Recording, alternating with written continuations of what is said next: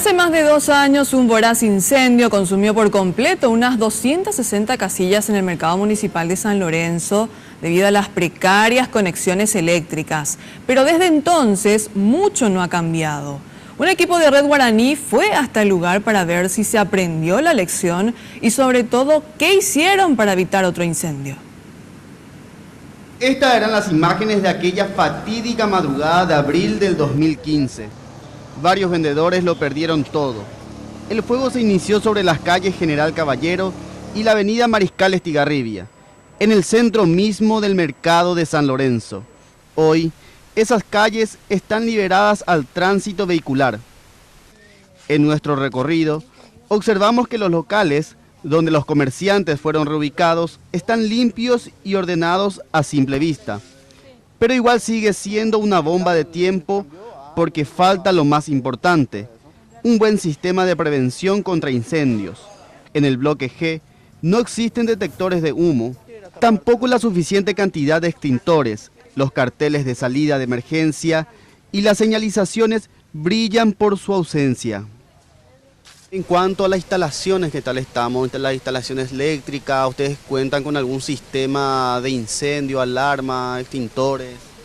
Prácticamente no, porque nosotros acá no tenemos nada, no tenemos conocimiento nosotros de que acá hay una boca de incendio o algún extintor.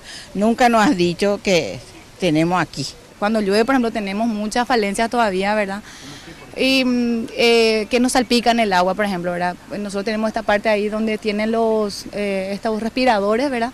Y cuando viene, ahora que con los temporales que están viniendo, ¿verdad? Esto salpica y nos moja nuestra mercadería, todo eso, o sea que al final llueve también igual acá que afuera, ¿verdad?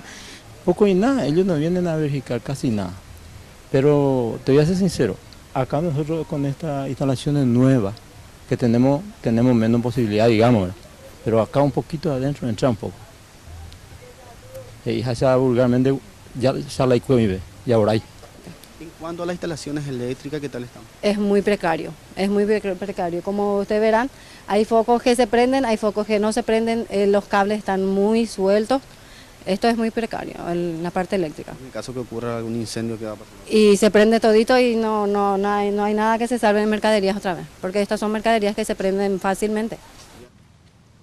Según los bomberos voluntarios de San Lorenzo, en los alrededores del mercado existen 17 bocas hidrantes, de las cuales 6 no funcionan correctamente.